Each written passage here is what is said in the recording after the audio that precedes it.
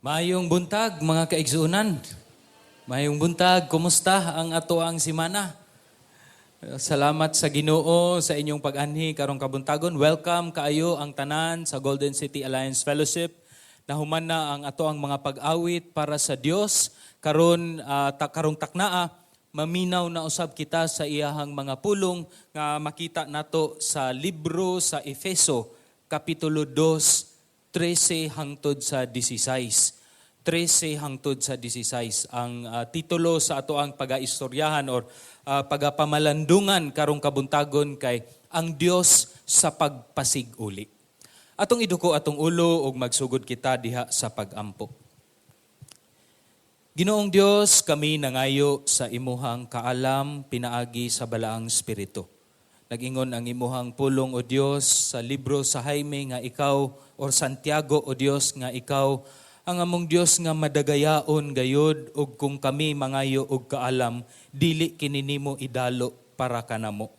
Mao na o Dios amo kining ginahangyo karong kabuntagon nga diin kining kaalam nga nagagikan kanimo makatabang kanamo sa pagsabot sa imuhang pulong ug makausob-usab sa amuang tagsa-tagsa ka kinabuhi aron kami magkinabuhi nga makahimaya sa imong pangalan.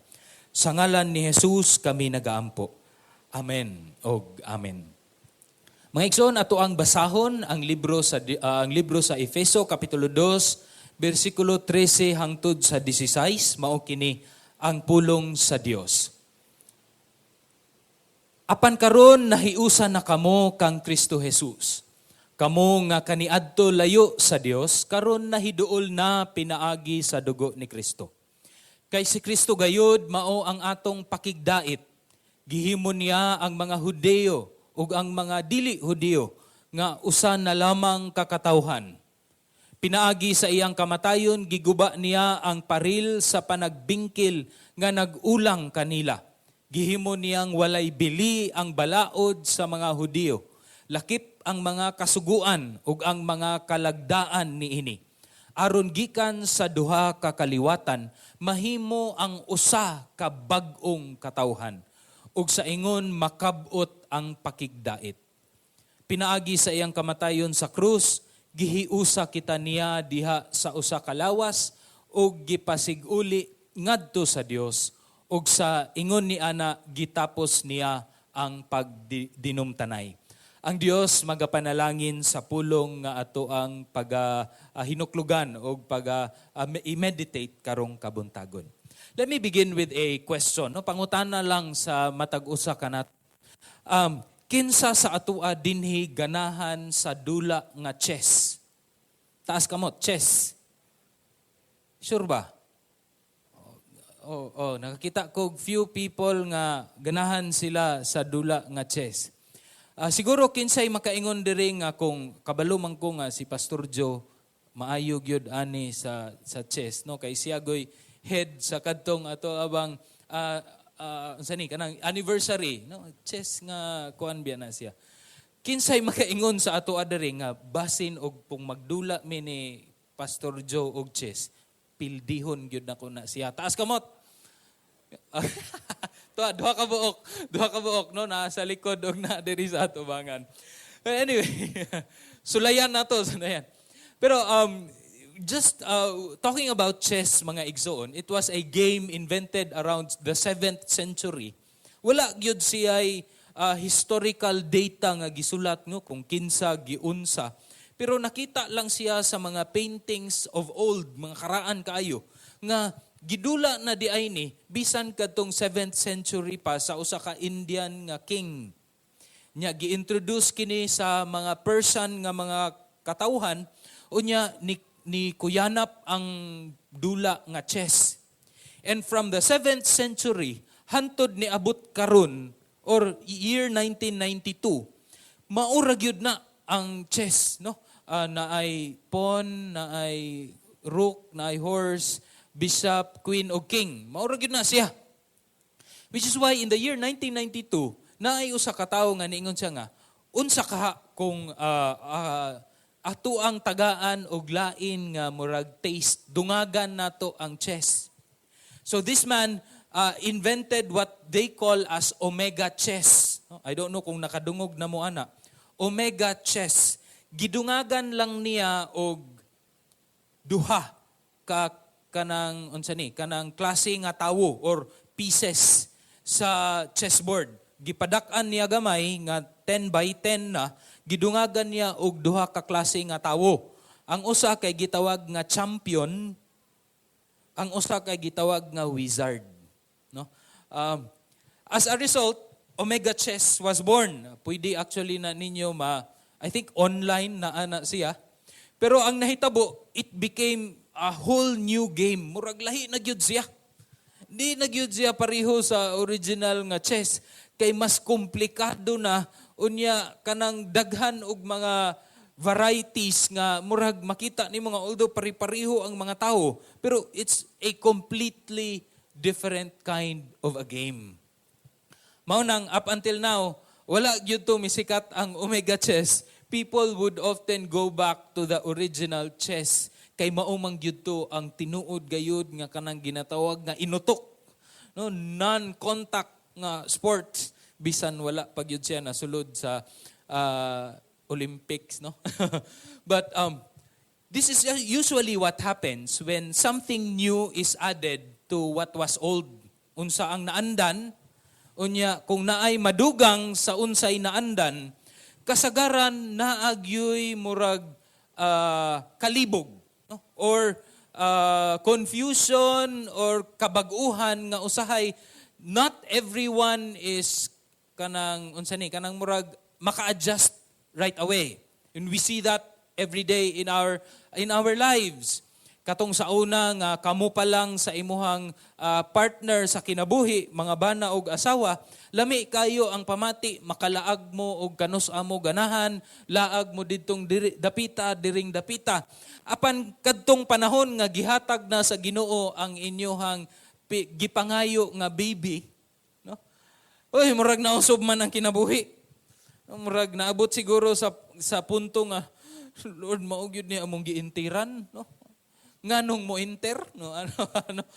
Kay pagkausob baliktad ang klase sa kinabuhi and something new was added and what was old has now become very different to a point nga nakalimtan na nato ug unsa tong klase sa atong kinabuhi nga wala patay kanang no strings attached pabitaw, no?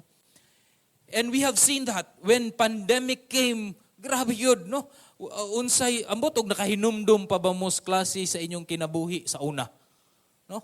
Unsay inyong semana kaniadtong wala pa ang ang COVID-19, no? Kana sigurong maglaag ta sa mall, di ba? Feeling na to hubo ta kung wala tay mask, no? Sa una wala man na siya nga pamati, no? When something new is added, murag mukuraw siya sa atuang kinabuhi nga naandan, and it's either atuang i-welcome with open arms ang kining kabag-uhan or mo resist kita sa unsay bag-o. Now, brothers and sisters, nganong naga-istorya man ko og ingon ani? Hinumduman nato nga last week nagsulti si Pastor David about I think ikaw to Joe last week, no? Si David, si Pastor David about kinabuhi sa una noon at ngayon, no? Daghan man na siya no nga mga pictures of who we were before and what we were now. I want us to understand nga dili lang na siya individual. Yes, tinuod nga individually kini kita sa una niya tungod sa grasya sa Dios pinaagi kang Ginoong Hesus mao na kita karon, but it's also a corporate thing. As a church, kita mga katawhan sa Dios dinhi sa Cagayan de Oro, mga hentil, ingon ani kita sa una, no? Gidescribe ni Pastor David nga nahilayo sa Dios, dili parte sa katawhan sa Dios, kay ang mga Hudiyo man maoy Dios, mga katawhan sa Dios. Apan tungod sa trabaho ni Ginoong Hesus didto sa cross, kita nga mga hentil, mga wala nakadawat sa promesa sa Dios, gigrafted in. Unsa ba na sa Bisaya markot, sakto day, gimarkot na didto sa punuan sa mga Hudiyo nga diin kita usab nahimo ng katawhan sa Dios. Something new was added. To a point nga there is a new people that was created. No? And I want you to understand nga kini dili kayo ni siya gidawat sa mga original nga pinili sa Dios, mga Hudiyo. Na ay uban who resisted it. Nga up until now, they are still very proud of who they are. Nga sila mao ang pinili sa Dios sa Old Testament. Kining mga nag-apil-apil sa mga katawhan sa Dios, piki ni sila. But then there are also Jewish believers of the Lord Jesus Christ who has welcomed us with loving arms. Nga naanay mga believers or chosen people of God, not only in Jerusalem, but all over the world, even diri sa Cagayan de Oro City, ug sa mga kabukiran dinhis Pilipinas, to the ends of the earth. Mo'y ingon ni Ginoong Jesus. And this is what we will be talking about this morning. Many times, ang ako yung paborito nga iwali sa ako ang duha ka anak, kay ang Ephesians 6:1 yun na siya pirmi. No, nga, children, obey your parents in the Lord, for this is right. And this is a promise of God, or this is a command of God that has a promise. Unsa ang promise? The promise of long life. Full life. So maunang kung naatay itudlo gayud balik-balik sa atong mga anak, maugyud na perminti. Ephesians 6:1, dong day mo-obey gyud mo ni mama ug ni papa. Kaysa pag-obey ninyo kay mama ug papa, naga-obey mo kay Jesus, kay God. But then I want us to understand nga naana na siya sa Efeso 6. There are things that we need to understand prior to these practical applications of godliness nga dapat natong mahibaluan aron mahimutang siya sa sakto nga sudlanan nga ngano man nga gisugo ta sa Dios nga buhaton kini, nganong buhaton man nato ni sa ato ang mga anak. And this one is in the area of God being the God the peacemaker, ang Dios sa pagpasiguli. Adunay duha mga igsuon ka Diosnong kaayuhan nga gisulti sa bersikulo 13 hantod sa 16 nga mabati sa usa ka tawo nga nagtuo og nagsalig kang Ginoong Hesus. Kini tungod sa sakripisyo ni Ginoong Hesus didto sa cross. Una, Diosnong kaayuhan, a godly benefit, divine benefit. Number 1 is ang pagpasiguli sa atoang kinabuhi balik sa Dios, no? Nag-ingon ang bersikulo 13 ug bersikulo 16. Apan karon nahiusa na kamo kang Kristo Jesus. This was the summary of what was preached last Sunday. Sa una, layo kamo sa Dios, karon nahiusa na kamo kaniya, nahiduol na pinaagi sa dugo ni Kristo. Mao kini ang una nga divine benefit of the sacrifice of the Lord Jesus Christ. Sa bersikulo 16, the same thing, gibalik pagyud ni Pablo. Pinaagi sa iyang kamatayon sa krus, gihiusa kita niya sa usa ka lawas ug gipasiguli ngadto sa Dios. Being brought near to God, nahiduol kita sa Dios, brings the blessing of kanang makabati na bitaw kita sa majesty, pagkadako o pagkamaayo sa Dios. Sa una, dili na nato mabatian. Sa una, kahibalo kita ana sa ato ang ulo, kay gisulti man kana sa ato ang amahan or kinsa bang mga pastor ug pari, nga God is good ug motubag pud ta all the time. But then, by grace through faith, kung naana napasiguli na kita diha sa Dios, mao kini ang pamati nato nga atuan ng masense or makaplagan, mabatian, masabtan ang pagkadako o pagkamaayo gayud sa Dios nga moresulta kini siya og kalipay sa ato ang pang-adlaw-adlaw nga kinabuhi. Mao kini siya ang maanindot gayud nga kamatuoran. Again, sa una, we were far off. We were distant from God. Nahilayo kita sa Dios because patay kita spiritually. Sa wali ni Pastor Joe, 2 Sundays ago, dili lang na hilayo, kundi patay gyud, no? Patay. Mao ni giingon ni sa theologian nga si Jonathan Edwards nga we have no capacity to sense divine excellency. We do not have the capacity nga makasabot or to apprehend spiritual things. Kaya nga mao nang bisan og pirmi siguro ta og kuyog sa mga espirituhanon nga mga tawo, pero dili gyud gihapon ta kasabot nga nganong muhatag man ta matag Domingo. No? Nganong muhatag man ko matag Domingo nga mahal naman kaayo ang unsa ni kanang krudo. Galisod naman mi. Ngano man? Sometimes, have you ever asked that question? Ako nakapangutana ko ana sa una ba? Nganong muhatag man ko? Labi nagkadtong high school o college, mulantaw ko sa, limitado biya atong kwarta, no? Mulantaw ko sa ako ang pitaka na ay brown, na ay violet, o na ay pula, na ay orange. Orange. Kay kahinumdum ko, ang akong mama muhatag mangyud sa simbahan sa una, di muhatag na lang pud ko. Kadto na lang orange, kay katong uban, mao man toy ako ang ikaon unya og pork chop ug uban pang pagkaon nga lamian didto dapit sa among eskwelahan.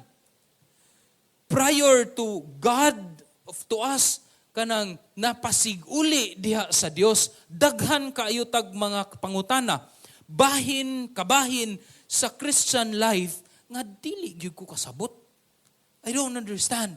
And probably some of you are still asking that question karon. Nganong mo simba man gyud? Nganong mo anhi man gyud sa simbahan? Pwede man nga didto sa balay, no, mutan-aw og TV, no, pwede replay, no, or pwede lain nga simbahan ang ako ang lantahon. Nganong GCAF man gyud? So there are many things here nga dili gyud nato na masabtan unless we are made right na pasiguli diha sa Dios, unya kini hinay-hinay masabtan nato ning tanan. Gahapon when we had our kanang worship class sa bag-o nga batch of the praise and worship team, we talked about worshiping the Lord in spirit and in truth. Daghan kaayo ta nga nakadungog na ana dinhi sa atubangan. Come on, church, let us worship the Lord in spirit and in truth. Unsa man ay pasabot ni ana? To a point that one of our future member of praise and worship team asked me, Pastor Jay, unsa man gyud ning worshiping God in truth? Kinahanglan ba gyud nga kompleto ang akong kaalam about kay God and His Word para ako maka-worship kaniya? Kay worship in truth man. Grabe na nga pangutana ba? Kay wala may perpekto nga nakasabot gayud kung kinsa ang Dios ug unsa ang iyahang pulong. So akong tubag, just to give you an answer, I brought him sa John 14:6. Ingon si Jesus, I am the way, the truth, and the life. It doesn't matter nga dili pa kompleto ang imuhang hibaluan kabahin sa kamatuoran kung ikaw nagsimba sa Dios pinaagi sa grasya diha kang Ginoong Hesukristo, then you have been worshiping the Lord in truth. So there are many questions, mga igsuon, nga dili gyud nato ni siya masabtan kabahin sa Christianity, Kristyanismo. The things that we do every day, di nato masabtan, di nato ma-reconcile unless we are reconciled by the Lord. In fact, kung dili kita ma-reconcile, di kita diya mapasiguli sa Dios. I'm sorry to tell this, but I call these people as spiritual psychopaths. No? bugat kayo ng pulong nga psychopath, no? Kay mao man na kasagaran ang mga serial killer ug uban pang mga kriminal. But then as I look into the word psychopath, mao kini di ay sila nga mga tao nga walay sense of guilt and remorse. As for believers nga wala, or mga katawhan nga wala pa napasiguli sa Dios, walay guilt and remorse over sin. Okay lang. Mao bitaw ni gibuhat sa tanan. Okay rapod ko. Buhat rapod ko ani. Puyo-puyo na bitaw tong ako ang paborito nga artista, walay minyo-minyo. Okay rapod, no? Kay mao'y uso. Lack of guilt and remorse over sin. They are only pretending to feel emotions, no?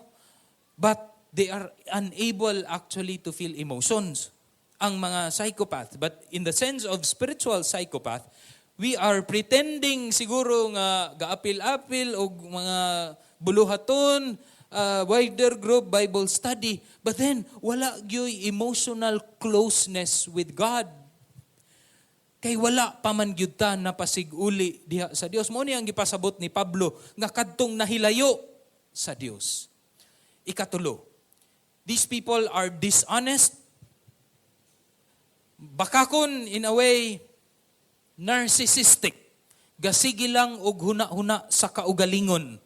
Unsay makapalipay nako, unsay makahimo nakong komportable, mauna ang ako ang inbisan sa ako ang kinabuhi.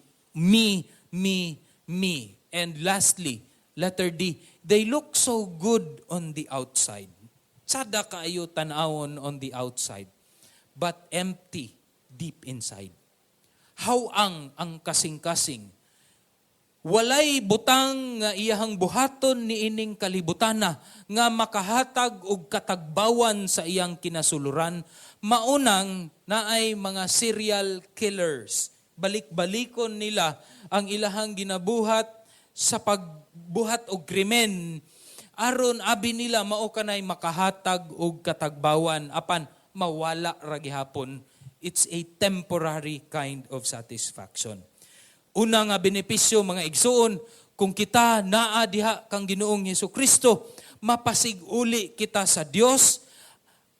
Ag-ingon ang libro sa Hebreo 9:12, nahinumdum ta nga sa pagkamatay ni Ginoong Hesus, gitunga niya ang dako nga kortina didto sa templo. Og ningon ang bersikulo 12, misulod si Kristo sa labing balaan nga dapit, makausalang og alang sa tanang panahon.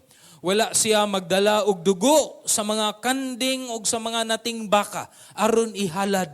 Ang iyang gihalad mao ang iyang kaugalingong dugo. Gihatagan kita niya sa kaluwasan nga walay katapusan. Mao kini ang sakripisyo ni Ginoong Hesus nga kita sa una nahimulag sa Dios, spiritual psychopaths. Iyaha kitang gitagaan og kaluwasan nga kita pod makaduol sa Dios nga adunay confidence because of the Lord Jesus Christ. And from spiritual psychopaths, now we are connected with God. I call this spiritual connectedness. Nga sa una, wala kitay remorse or guilt over sin, karon naa natay kapungot, di nataganahan, makonsensya nata kung makabuhat kita og sala. Magbasol nata niini, Lord, pasaylo agyud ko. Ikaduha, aduna nay tinuod nga emotional closeness with God. This is what we call intimacy with the Lord, walking with intimacy with the Lord daily, matag adlaw. Ikatulo, naa na kitay integridad ug selflessness. Dili na hakog sa mga butang nga para lang kanako, kundi naa kitay mga desire ug mga butang nga para gayud sa Dios, paghigugma sa Dios ug paghigugma sa isig katawo. Ug ikaapat, yes, in this world we may suffer. Aduna may paglutos kay again, di manggod sila ang mga katawhan niining kalibutana, di man kasabot kung unsa gayud ang kinabuhi nga duol sa Dios, which is why we experience daghang pagbiay-biay. pagsungog-sungog nga, oy brad, alive naman ka brad. No? Ang nganong ingon ana naman ka, dili naman ka pareho sa una. But then again, because of the comfort of the Holy Spirit, aduna kitay puno sa katagbawan nga kinabuhi diha gikan sa kinasuluran. Ikaduha mga igsuon, ikaduha nga benepisyo gikan sa sakripisyo sa Dios, mao kini ang kasinatian sa kalinaw sa Dios or the peace of God. Versikulo 14 ug 15. Kay si Kristo gayod mao ang pakigdait, ang atong kalinaw, our peace. Og gibalik na pud ni sa bersikulo 15, mahimo ang usa ka bag-ong katawhan ug sa ingon makabot ang pakigdait, peace that comes from the Lord. For He Himself is our peace. Mao man ni gisulti pod ni Ginoong Hesus sa Juan 16:33. Ingon siya sa iyang mga disipulo, I have told you these things so that in me you may have peace. Not on the politicians, dili sa mga militar or sa mga kapulisan, mga hari ug mga prinsipe ug mga prinsesa. Apan didto lamang sa ato ang manluluwas nga si Ginoong Hesukristo, makita nato ang tinuod nga kalinaw ug pagpakigdait. Now the word peace in biblical theology is connected with the words atonement and reconciliation. Ang reconciliation again is pagpasiguli, atonement, no, ang pagsakripisyo sa Ginoo, wala gyoy one-on-one nga correspondence sa binisaya kining pulong nga atonement. Pero before the year 1611, kining mga pulong sa Biblia nga naghisgot og peace, ang original or ang in English nga ginasulat sa mga biblical theologians is the word atonement. Like in sa Efeso Kapitulo 2, versikulo 14, God Himself is our atonement. Pag-abot sa year 1611, matud pa sa theologian nga si Graham Cole, na ay version of the Bible called Authorized Version, AVB, Authorized Version of the Bible, replaced the word atonement to the word reconciliation, giilisan niya. And now, in the modern versions of kining pulong, from atonement, reconciliation, nahimo na siyang pulong nga peace. So this means, nga diha lamang kang Kristo, ug sa iyahang krus, sakripisyo didto sa krus, makabot nato ang tinuod nga kalinaw mga igsuon. And I tell you, peace is not merely external. No nga, ay, may kalinaw man dinhing dapita. Peace and order. Again, you may go out in the middle of the night of a certain country that is peaceful and orderly on the outside. But then, such as the country of Japan, but then makita nimo nga ang suicide rate of that country is still very seriously kanang murag hapit sa top 10. No, wala na di ay ang Japan on the top 10, but then it's still very serious ang ang suicide on that place. Again, pwede nga malinawon sa gawas, apan sulod sa kasing-kasing, sulod sa pamilya, gubot pas lukot. Ingon ana. But then when we talk of peace, what actually Paul means and what Jesus means when he says peace is actually the idea of shalom in the Old Testament. Shalom. Shalom in the Old Testament does not merely mean peace. Pwede po siya good health. Pwede po siya abundance, financially, materially, kana ang pulong nga peace in the Old Testament, but then it comes from God nga adunay kabubuton nga nganong naabot na ang peace ug shalom, abundance, good health to you and to your family. So kung lantawon nato ni, again ang theologian nga si Nicholas Wolterstorff, theologian and philosopher, he says this: when we say peace, is actually to dwell in shalom. And what does that mean? To enjoy living before God, to enjoy in the physical surroundings, creation, no, enjoy kaayo, to enjoy living with one's fellows, mga kauban, igsuon, sa simbahan, sa pagtuo, to enjoy life with oneself, tungod kay ikaw nahiusa na sa Dios. Enjoying God, enjoying creation, enjoying people, and enjoying self under the Lord. So enjoy, mga igsoon, ang kinabuhing Kristohanon, because God Himself is our peace. Dili man na tinuod nga kanang kung ikaw Christian, dapat ikaw imong naong gamugot pirmi, no? Dapat unsa ni ang imong sulubon kay puti ug itom lang, no? Kay ug itom maghinulsol permente, mga ingon ana, no? But the Christian life is a life of peace, enjoyment, because of who God is.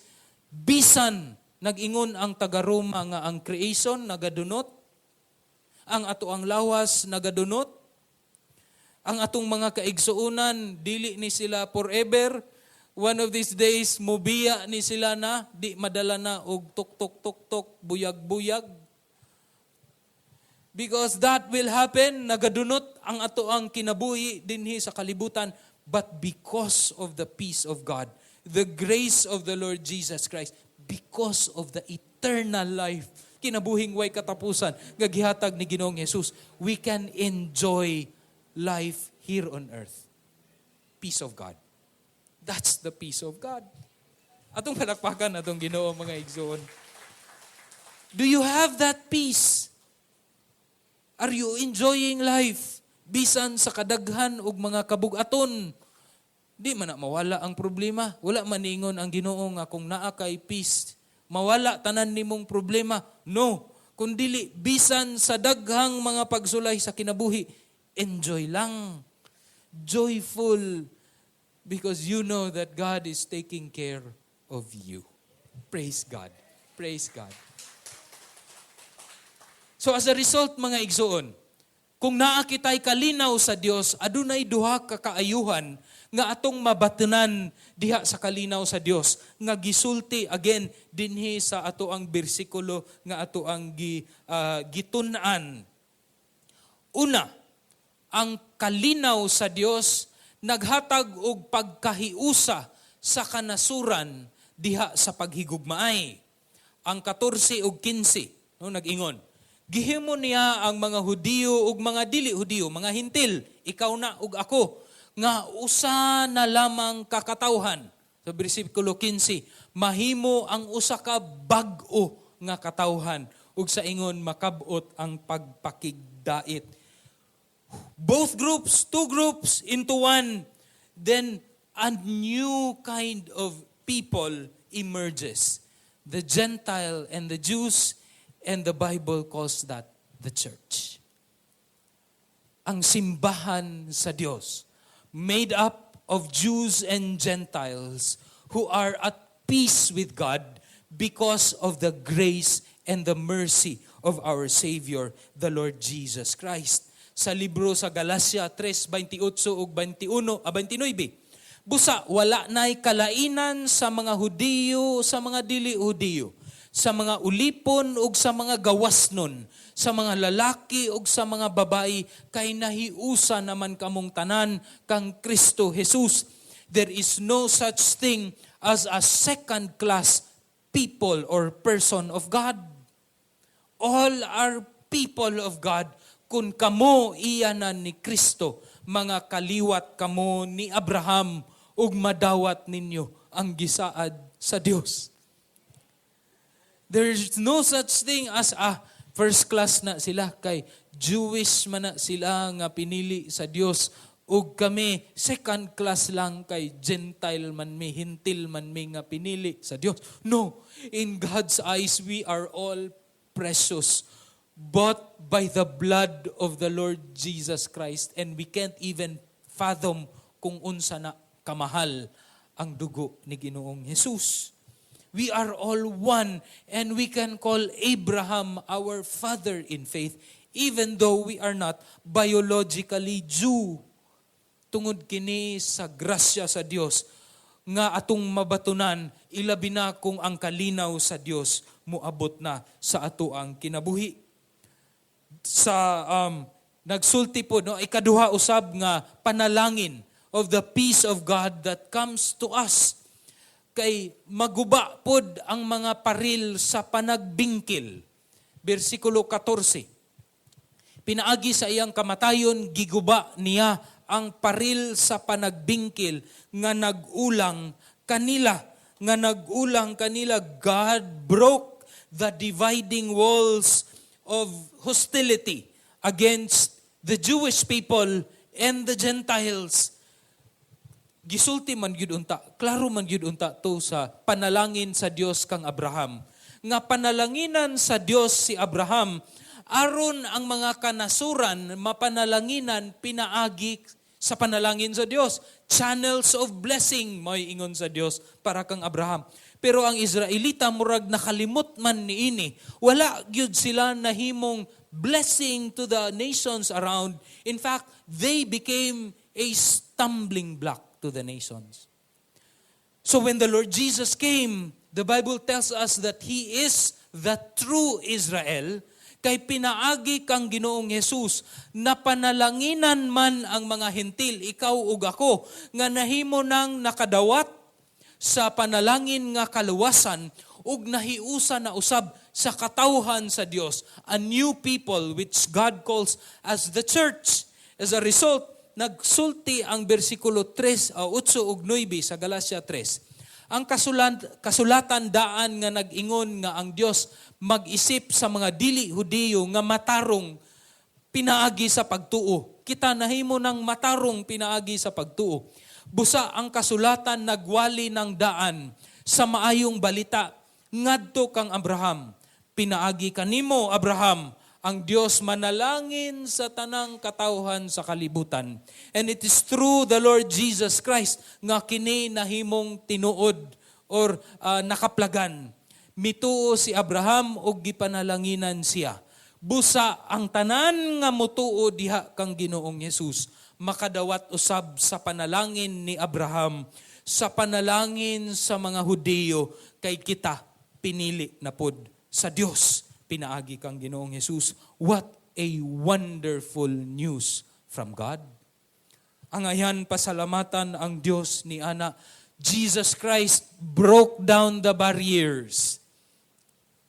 Gikan sa Hudiyo ug sa mga Samaritanhon, si Jesus Christ pwede unta siya moagi sa mga dalan sa Hudiyo nga di siya makakita sa mga Samaritanhon, but oftentimes tinuyuan moadto si Jesus sa mga Samaritanhon, kay kadtong mga Samaritanhon nga gikalud-an sa mga Hudiyo na amay mga katawhan didto nga anak sa Dios, mga pinili sa Dios. The book of Acts came. Nidaghan ang mga magtutuo ni Ginoong Hesus na abot sa known world during that time, and up until now naabot dinhi kanato.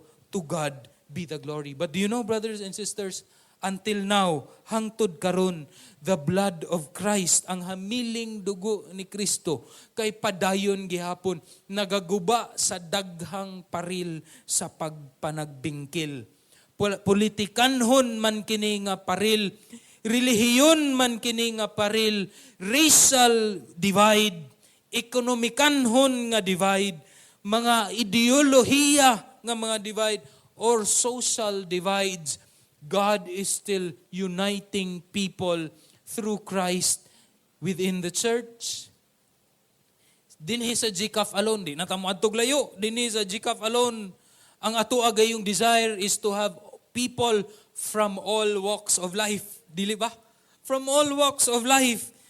In a way, God has broken down many barriers. Paril sa panagbingkil.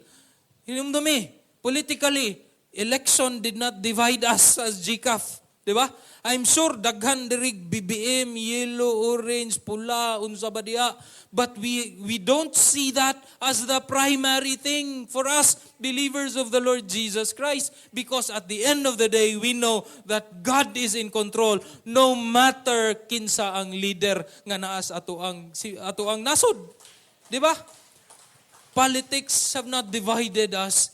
Jesus broke down that barrier. Religiously, many of us came from diverse religious background.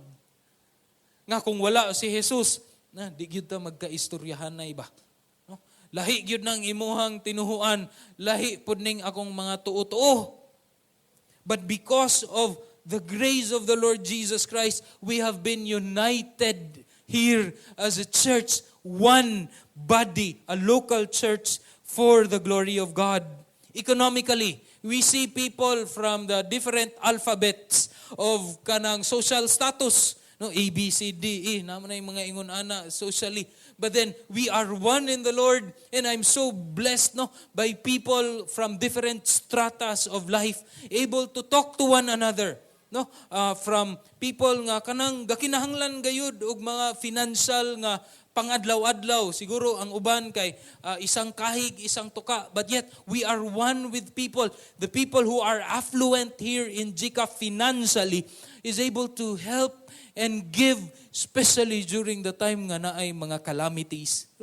Gikan sa sunog, gikan sa panahon sa pandemya, we were tested with that sa kanang pagpanghatag nato sa atong mga kaigsuunan. And many different divides.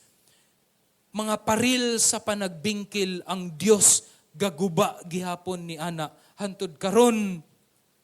We praise God for His grace for us here at GCAF.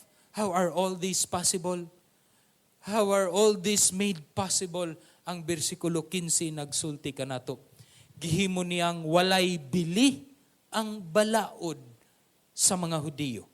Lakip ang mga kasuguan ug mga kalagdaan niini.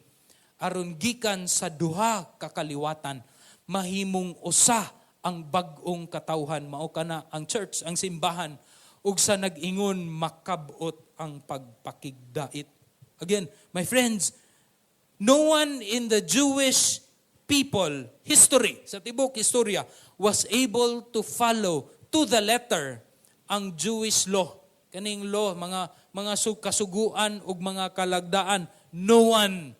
Which is why all of them died. Tungod kay sila nakasala gihapon at tubangan sa Dios by not following the laws of God. Samot na kita nga mga hintil, we were never under the law because we were Gentiles. Ang mga Hudiyo may napailalom sa balaod. We were not the chosen people. Dili kita mao ang mga pinili nga mga katawhan. Ug tungod ni ana, present man gihapon ang pagka makasasala nato. All we deserve is death. But through the sacrifice of the Lord Jesus Christ, gihimo niyang walay bili na ang balaod. Tungod kay naa naman ang dakong grasya sa Dios, pinaagi kang Ginoong Jesus. And now we are one, a new people. That is the church, you and me, the people, not the building. Dili ang building sa GCAF ang simbahan. Kita na mga pinili, mga katauhan sa Dios tungod kang Ginoong Jesus. I want us to remember this, friends. Ang sakripisyo ug kamatayon ni Jesus nagbaton sa kalinaw sa Dios ug nagmugna sa bag-ong katawhan nga mao ang simbahan, ikaw ug ako. Kabalo mo mga igsuon, gira man gyud hantod karon Russia ug Ukraine. But there is an ongoing war up until now. Wala gyud gihapon ni siya nasulbad. And many people would say nga dili gyud ni siya masulbad kay dili man mo lihok or both sides will not budge. Gahig ulo. This is the war of Israel and the Palestinian countries. ang North Korea o South Korea, kay up until now, ang status gihapon nila is also a war. But this one has been for many years already. And up until now, bisan pila na ka mga discussions o mga dialogues, peacemaking dialogues among the leaders, di gihapon makabot kini. Kada adlaw or dili man siguro kada adlaw naagyud gihapoy mga missiles nga mulupad padulong sa Israel because of the hostility from both sides, but one of our alliance nga pastor who is a Jew, his name is Reverend Dr. Jack Sara. He is the president of Bethlehem Bible College and also a pastor of Jerusalem Alliance Church, part of the Christian and Missionary Alliance. He said nga, bisan kining ato ang nasod, ilahang nasod, dili magkahiusa, but there are people within the Palestinian and the Jewish people who are always making every effort, every Sunday, to come together as a church. They come together as a church. Mukatkat man silag mga paril nga naga-divide kay daghan magparil kuno sa Israel. Tungod kay gusto lagi sila nga didto lang ang mga Palestinian, diri kami mga Hudiyo. But people would climb up sa mga paril aron lang magkahiusa with love and grace as a church, Palestinian and Jewish. The church, a new people.